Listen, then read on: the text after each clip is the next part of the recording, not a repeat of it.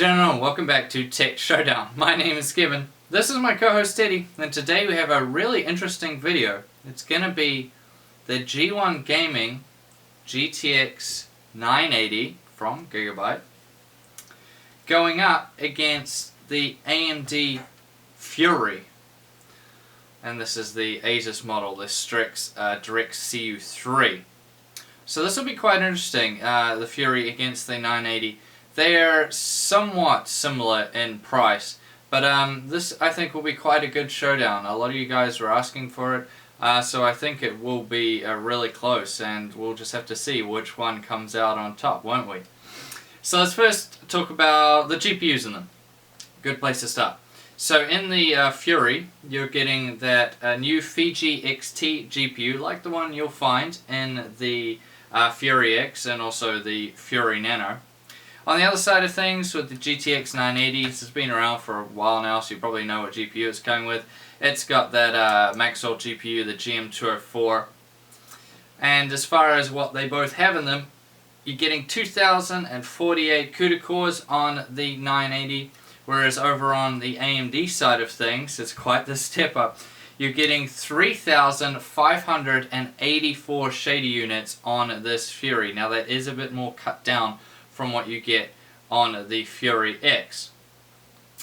Now TDP wise, there's also quite a big difference here. So the Fury's coming in with a TDP of 275 watts, which is about standard now for AMD when you consider their other graphics cards like the 390 and 390X are at 275 as well, so it seems like they're kind of standard now.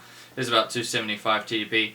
The 980, much more efficient, that's what Maxwell was all about, and TDP wise that's reflected because it has a TDP of 165 watts, which is really solid. Now clock speed wise, we have to touch on this. So the highest, because the NVIDIA cards obviously have GPU Boost 2.0, which means they'll automatically overclock if temperatures allow. So for that, the G1 Gaming boosted up to 1,366 MHz. That was the highest I saw out of it. Where the Fury obviously doesn't have that technology in it. So the highest speed I saw out of it was its rated speed, which is 1,000 MHz or 1 GHz. Now let's move on to the memory, because this is where the main difference is between these two guys. Now they both have the same amount of memory, 4 gigabytes, which is still a good amount right now. 4 gigabytes will get you by nicely, right now that is. But that is also depending on what resolutions you're playing at. But yeah, so the Fury features HBM memory, so that's where the big difference is. Now we covered this a lot more in the unboxing, so you might want to go back and watch that video if you want a bit more detail about HBM. We'll touch on it briefly. So yeah, it's just stacking the memory on the GPU die. And with that you get really, really wide memory buses. So a 4096-bit bus on the Fury, same as the Fury X.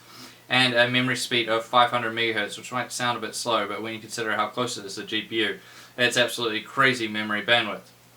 And this technology is the future, HBM is the future, so a bit more future-proof in that sense. Things are a bit more standard over on the 980. You're just getting 4 gigabytes of GDDR5, pretty standard stuff here. And that's at 7010 MHz, which is about the norm for NVIDIA these days. And that's on a 256-bit bus. So you can see, memory bandwidth-wise, the Fury absolutely runs away with it. Now let's talk about the coolers. So obviously these are very, very big cards, and this Direct CU3 cooler is just an absolute beast. It is so massive. So you got new fans on these. Apparently they're more quiet than the previous ones. The heat sinks are just humongous on both of these coolers, but more so on the Fury. It's just absolutely huge. They got massive heat pipes as well, 10mm heat pipes coming out of this guy. So absolutely huge amount of heat dissipation there. It has Asus's 12-phase Super Alloy power, and it has this wicked backplate with the cutout. They both do. You obviously see how much bigger the GPU is on the Fury. So that's quite interesting. So yeah, this is an absolute beast of a cooler, absolutely massive. Both of them are. So you should expect some really, really good temperatures out of both of these cards. Now the G1 Gaming on the other hand has the WindForce cooler, which has been around you know, a very long time now. I think Abraham Lincoln had a WindForce cooler, no, but it's just been around so long. But it does a really good job. I've never tested a WindForce cooler with a 3-fan WindForce cooler that's been bad. They always do at least good or better than good. So yeah, really good. They got their new fan design, which is also, you know, more efficient than their previous ones. A big aluminium heat sinks on here. So that's really good too. They see the copper heat pipes on the G1 Gaming as well. And Gigabyte has what they call the GPU Gauntlet, which is just a better sorting of the GPUs. So you kind of win the silicon lottery a little bit better, I think, with the Gigabyte cards. However, all that means is you should basically get a more reliable card out of it, maybe a better overclocker, but that's, you know, what they say. Now, both of these cards have their zero decibel technology, which means the fans on both of them won't be going when they're below a certain temperature. And also both of them have light up logos on their sides. The WindForce lights up and the Strix lights up on the Fury. Now, size-wise, now if you have a smaller case, you're not going to be fitting one of these guys in, that's for sure. Both of these cards are well over 300 millimeters in length. They are very long and very massive. So if you got just a smaller mid-tower, you'll probably have to drop a hard drive cage out of it. If you got a more, you know, standard or bigger size mid-tower, kind of like what I have with the 650D, I can fit these guys in without, you know, having to remove a hard drive cage. But in saying that, it is getting kind of close. So just keep that in mind with these cards. They are really massive. Now, with all that out of the way, let's jump into the benchmarks and see how these guys do. So obviously did them at 3 different resolutions, 1080p, 1440p, and 4K. So let's jump into it and see how they do.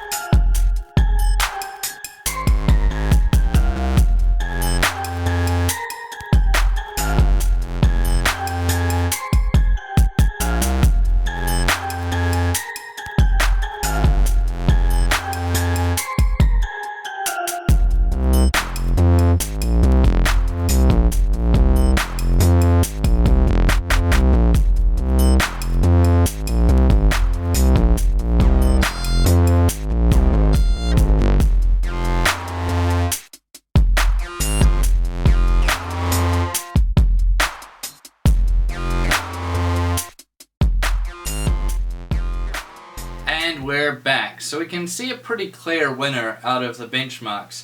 The Fury generally beats the 980 by about, what is it, about 8 frames? Yeah, sometimes it was 10 frames.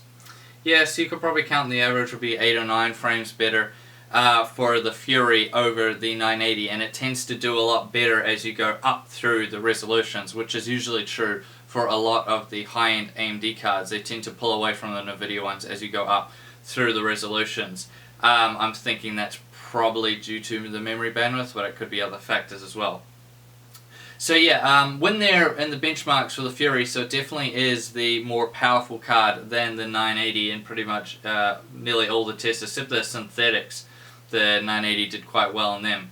But yeah, in all the games it was, you know, the Strix did do a lot better. And I know, guys, that my benchmarks might be getting a little bit on the older side, especially something like Tomb Raider, and I am looking to upgrade them. Leave comments down below. It would be really helpful to me what games you think would be really good for benchmarks, you know, and let me know, yeah, if they don't have a built-in benchmark, what sort of section to do or something, what would be a good benchmarking section or anything like that. It's really helpful when I hear back from you guys of what kind of games you want to get benchmarked.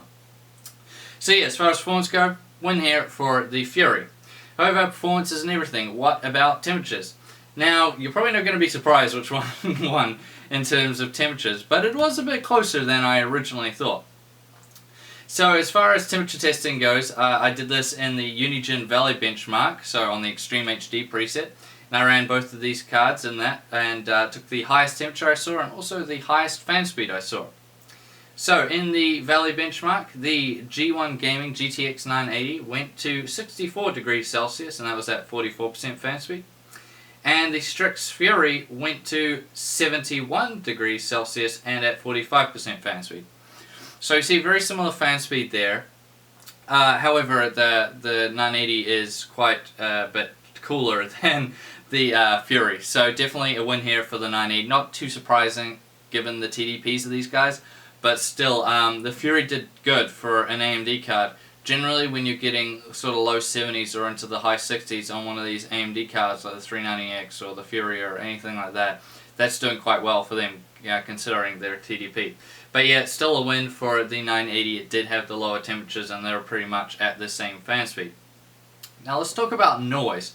So this one was quite close as well, which I thought was interesting in the actual fan noise. So for this, it was also during the Unigine Valley benchmark, and I did filming when they were at the same point in the benchmark, and also did a decibel reading. So as always, I'll let you guys judge for yourself. So up first, let's do the G1 Gaming GTX980.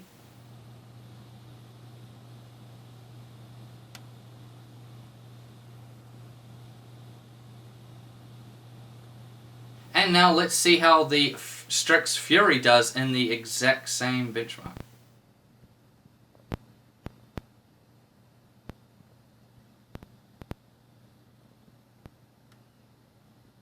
So we can see from that noise-wise they are quite similar, in my personal opinion, after using these cards quite a bit. Yeah, the 980 is probably, I mean, they are very similar in terms of the actual fan noise coming out of them. There isn't a huge amount of difference. To me personally, I didn't notice a huge amount anyways, but what I did notice was the amount of coil whine coming out of the Fury was, excessive. And I've tested quite a few cards. It was just way too much coming out of the Fury. So in that sense, even though in terms of the actual fan noise it might be quite similar, the 980 is quite a bit quieter just because it doesn't have the same level of coil whine as the Fury does. Now, I just want to state this might just be the one I've gotten, and you might not have the same problem. But for me and my testing with this one, I did have quite a bit of coil whine. So to me that means that the 980 has to win in terms of noise. Which brings us now to the conclusion, and this one is quite difficult. So in performance, there's no doubting that the Fury is the better performing card than the 980. That's for sure. Especially if you go up through the resolutions. If you're going to be gaming at 1440p or 4K, then definitely the Fury is going to be the card for you. We did see it get a little bit closer at 1080p, but it was still a win for the Fury. However, the Fury loses in all the other categories, although it didn't lose by much. So temperature-wise, the 980 did better, and noise-wise, the 980 did better. And we got to bring price into it as well. So for this I did the New Zealand pricing, but also for my Canadian fans out there, shout out to you guys, I did it in Canadian pricing from NCIX.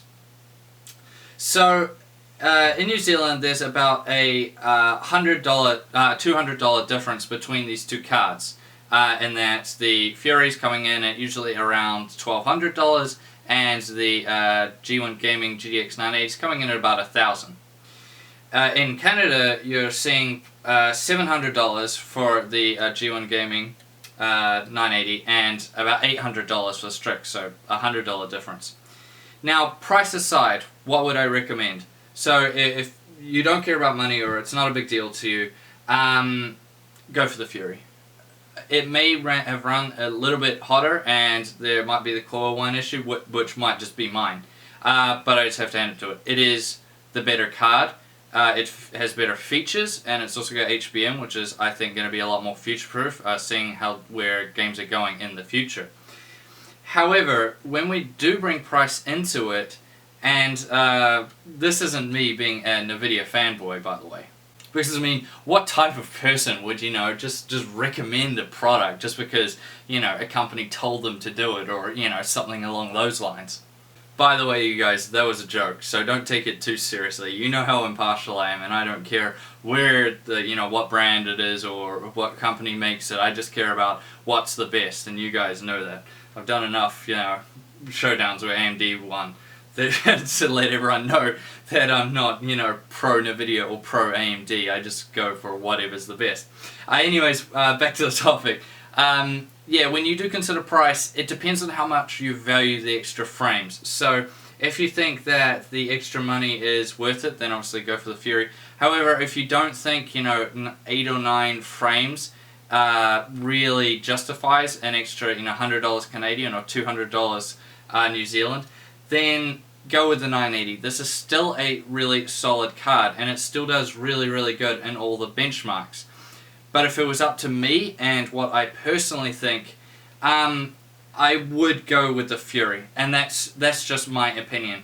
I think it justifies its cost by obviously performing better, but not only that, but featuring a newer technology like HBM, which I think is going to come more into its own going into the future, and you know, be a lot more, what would be the word? A lot more favorable to have going forward. So that's my personal opinion, and for this one, with that in mind, I have to give this showdown to the R9 Fury. Now, I thank you all for watching this video. Please subscribe to Tech Showdown if you haven't already, and like the video. And as always, I'll see you guys next time.